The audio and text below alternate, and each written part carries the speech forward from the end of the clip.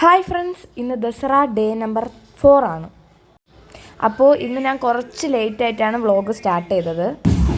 Guys, ഇന്ന് വൈകിയായിരുന്നു. ഭയങ്കര vomiting ഒക്കെ വരുന്നു. എനിക്കൊന്ന് കുറേ കൂൾ ഡ്രിങ്ക്സ് കുടിച്ചായിരുന്നു. എന്ന് പറഞ്ഞാൽ സോഡ, കാർബണേറ്റഡ് ആയിട്ടുള്ള ഡ്രിങ്ക്സ് കുടിച്ചായിരുന്നു. അപ്പം അതെല്ലാം കൂടെ വയറ്റിനകത്ത് കിടന്ന് എന്തോ പറ്റുന്നില്ല. പിന്നെ ഫുഡും പറ്റത്തില്ല, വെള്ളവും നമുക്ക് പറ്റത്തില്ല.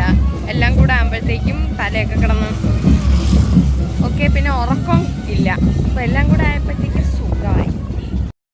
ഫുഡ് പറ്റില്ല എന്ന് പറഞ്ഞാൽ ടേസ്റ്റൊന്നും ഇല്ലാത്തതുകൊണ്ടല്ല, നമുക്ക് ഇവിടുത്തെ പോലത്തെ ഫുഡല്ലല്ലോ അവിടെ, ചോറൊന്നും ഇവിടുത്തെ അല്ലല്ലോ, അതുകൊണ്ടാണ്.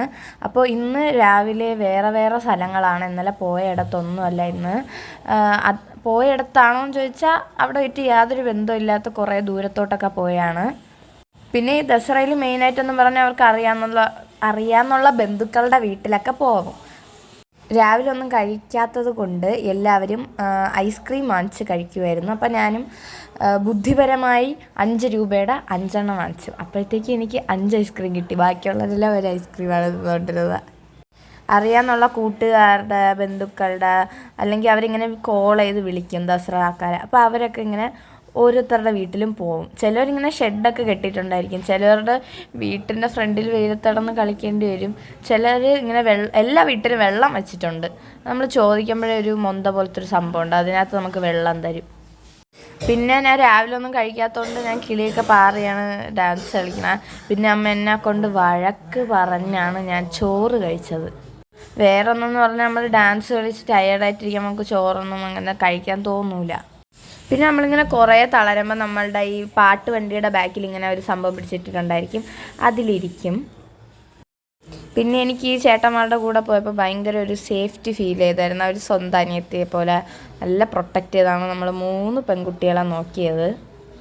അത് കഴിഞ്ഞിട്ട് ഇങ്ങനെ ഒരു സ്ഥലത്താണ് പോയത്. എനിക്ക് എന്തോ ഒരു നമ്മൾ സിനിമയിലൊക്കെ കാണുമ്പോഴില്ലേ, അതാണ് അവിടെ ഫുള്ള്. നമ്മൾ മലയാളികൾ പോവാത്തവരുണ്ടെങ്കിൽ നമുക്ക് അങ്ങനെ തോന്നും.